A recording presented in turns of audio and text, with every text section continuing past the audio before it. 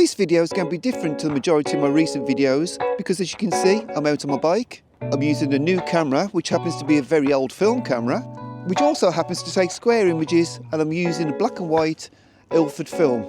In this video, I'll be reigniting my love affair with the Bronica SQ range of medium format film cameras.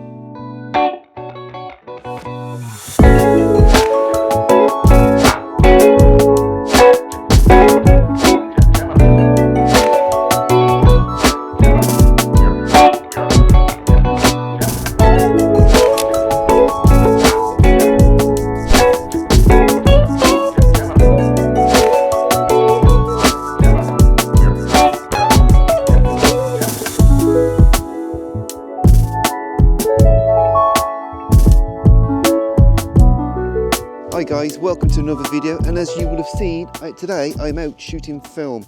I've just used a couple of phone apps to get to the stage of taking this photo. The first one is a viewfinder app, so I can sort of pre-visualise what the shot's going to look like before I actually take it, so I can choose the lenses and the film stock and get a rough idea of how it's actually going to look before I actually get the camera out. And then secondly, I've just used a light meter app just to get the meter reading. Now, I did quite forget how involved it is shooting film on a manual camera, but I think that's half of the charm. So 1/25 of a second, f11. I'm using an ISO 400 film, but I'm using an orange filter, so it's cutting down 2 stops of light. Now I'm double checking everything straight because film's expensive.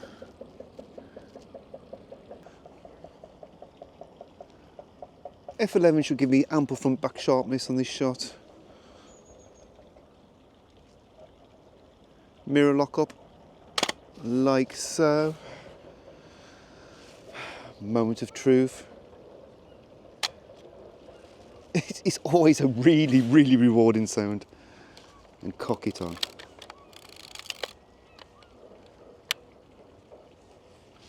Job's a good one. Time for the next shot.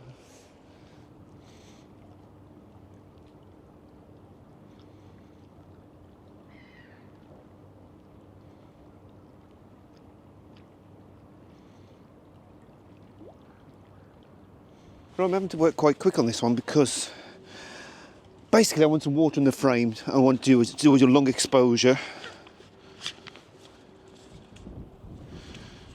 which is relatively simple with digital. With film it gets a lot more complicated. So I've just put a 6x filter on. I'm going to put my cable release in. Remove the dark slide, turn the power on, and then all I need to do is take a meter reading. Now I have to remember to add the 6x compensation, so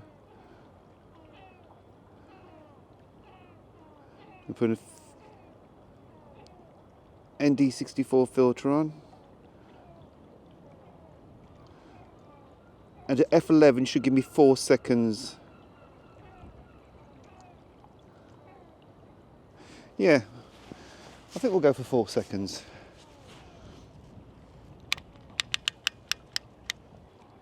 And moment of truth. I forgot to trigger the mirror lock up. That's a bit annoying, but it should be okay on a 4-second exposure. Now, if you've been watching this channel for any time, you may well have seen some of my old Bronica videos. And you will know that my past history with the Bronica SQ series has not been good. The problem I was having was the camera kept locking up, and I had Bronica SQ and that kept locking up. I then changed to an SQ-AI and that also locked up. Now, I don't know if it was the lenses, and I did sort of keep changing the lenses, and I think it was happening on more than one lens. The one thing I didn't change was the film back.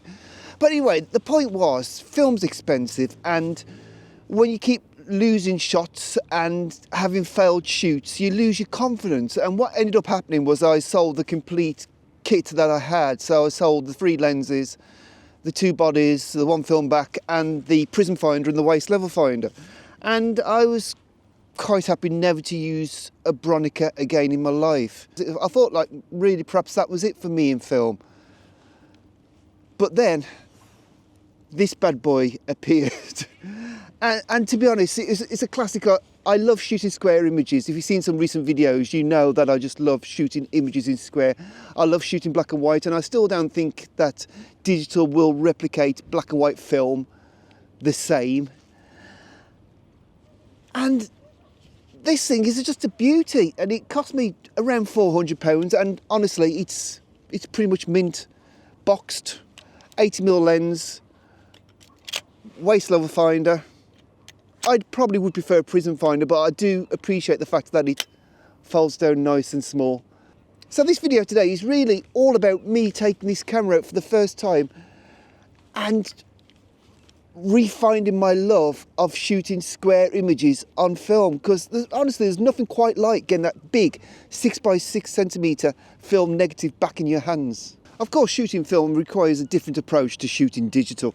You know, everything is a lot slower. You have to be a lot more methodic about the way you work. As you noticed on the last shot, I actually mentioned that I forgot to trigger the mirror lockup. And honestly, when you got a camera this big with a mirror so big, as soon as I sort of press that shutter, the mirror just firing is going to cause a bit of a vibration. So, you know, you have to have this mental checklist in your mind of what to do. Sort of fit shutter cable, take dark slide out, cock it, set your aperture, get your meter reading by using an external app. Make sure you factor in any filters you're using, you know, do the mirror lockup and then take the shot. And I think perhaps that's part of the beauty of shooting film, that it's such a slowed down process, that if I'd been out shooting digital today, I would probably have taken like loads of shots by now. And I would have taken a variety of different angles just to make sure I got the shot. But meanwhile, so far today, I've been to 3 different locations and I've taken 1 shot from each location. So I think that is the beauty of film. And on that note, I think I'm going to jump back on my bike and find myself the next subject.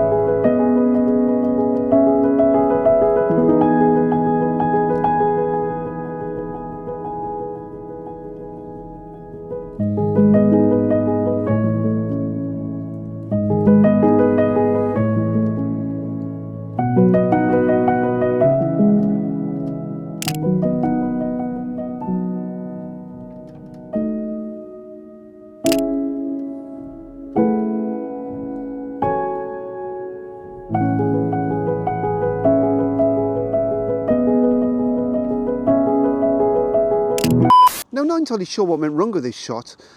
At the time, I was actually trying to find depth of field preview because I wanted to make sure everything was in focus, because my foreground was quite close, and obviously the distance was at infinity, so it was a way away. So basically, I wanted to try and find depth of field preview, which I'm not sure if this camera has, and I think I may have inadvertently unlatched the lens, which meant it wouldn't fire properly. So I twiggled with the lens and it seemed to lock back in.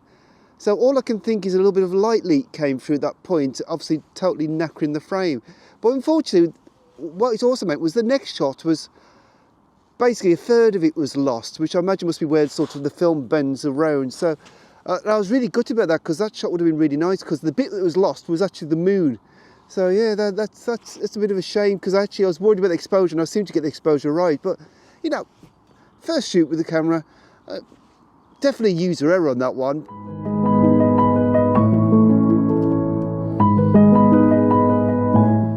Right guys, well I hope you agree that's been a pretty varied roll of film.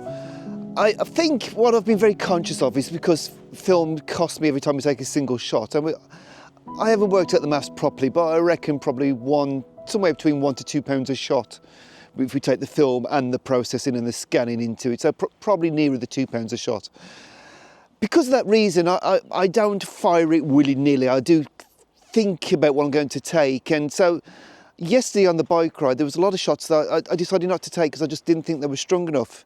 And today I've come out, and to be honest, there's not much cloud, but I did want to get this film finished so I can make sure the camera is okay, because I've got to shoot in a couple of weeks when I really want to use it. So again, I've been able to think really hard about my compositions, and there's been a lot of shots I would have normally took that I haven't taken.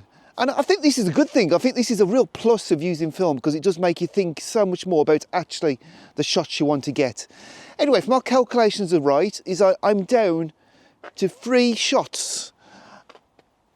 And my subject that I wanted to photograph for a long time on film is this. This is the old pit near Ursden. So the problem is, as you can see, there's a fence. So what I'm going to try and do is going to try and take a shot shooting through the fence and hoping that is basically the depth of field shallow enough so this is thrown out of focus. And then down there, part of the fence has come down, so I'm actually going to take a shot pretty much looking at it straight on, which isn't the ideal angle, but it may just be the best I can get. And finally, what I want to try and do is try and find a bit of fence, maybe a padlock or something, which is quite, well, I'd say photogenic. It's not going to be it's going to be photogenic in a gritty sort of way. And sort of try and take a close-up detail of it with a shallow depth of field, sort of throwing the building out of focus behind. That's the idea. So I think I'm going to crack on with that, put the shots up on the screen for you, and then have a final chat with you.